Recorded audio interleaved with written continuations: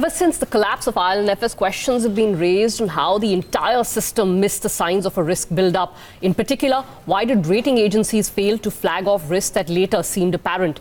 An interim forensic audit report conducted by Grant Thornton suggests that everything from persuasion to pressure tactics and gifts were used to manage ratings, so to speak. Bloomberg Quint has seen a copy of that report. Advait Rao Polipu joining us with the details. Advait. Thank you, Ira. Essentially, there are four methods that the IL&FS group and its officials use to manipulate ratings. These include managing the ratings, delaying data or the ratings itself to the credit rating agencies, providing gifts or undue benefits, as well as material changes to the ratings rationale, which the rating agencies eventually published themselves. Grant Thornton has reviewed emails between IL&FS officials and the rating agencies, several analysts and employees. It was across around 6 rating agencies. We've written to all of them, some of them who responded. Essentially, we are only naming the officials that are under investigation at the IL&FS group and the senior executives at the credit rating agencies. Individual analysts have not been named because we could not get in touch with them for a comment.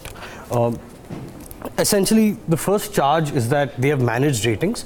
There are several instances of managing ratings across the credit rating agencies that were employed by IL&FS officials. We're citing a few examples here.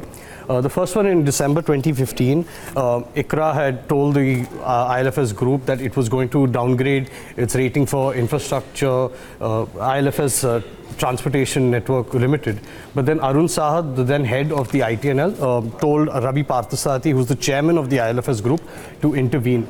In the email exchanges, what was found was Ravi Parthasarathi and Ramesh Bawa, who is the former head of IL&FS Financial Services, had met with Naresh Thakkar, the then CEO of ICRA.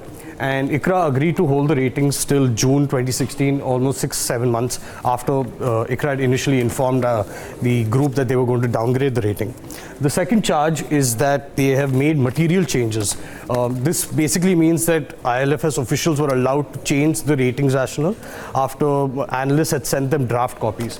For instance, in December 2015, IL&FS officials told India Ratings to provide a softened or less harsh ratings rationale, and the Grant Thornton has found that the same wording that was suggested by IL&FS officials were used in the final published ratings rationale. The third charge is delayed ratings and incorrect information. The report finds that there are several instances of where IL&FS manipulated information, provided inflated figures to the rating agencies.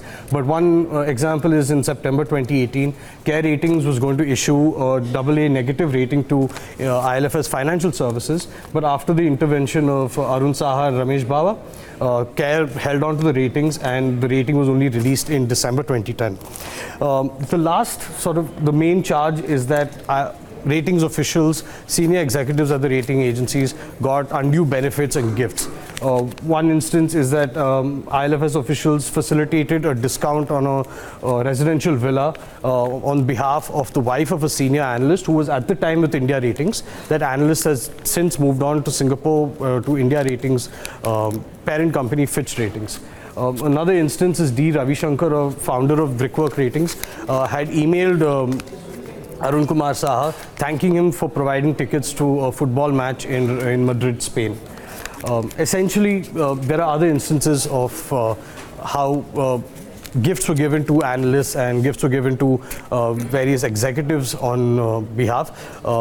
Essentially in the hopes of favorable ratings from the credit rating agencies. Right. Advait, we did reach out to each of the individual rating agencies. What were their responses? Well, 3 of the rating agencies have responded. The first is Fitch Ratings.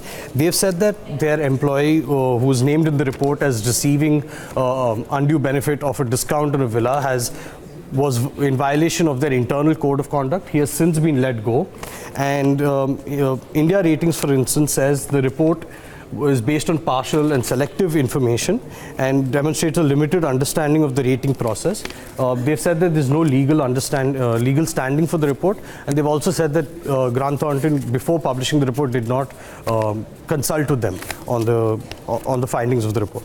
The third response we got from ICRA Ratings, which said that they were aware of the report, but they could not comment at the time as they're still deliberating the veracity of the information in the report. Advait, thanks so much. Do go on to BloombergQuint.com to read more details on that story.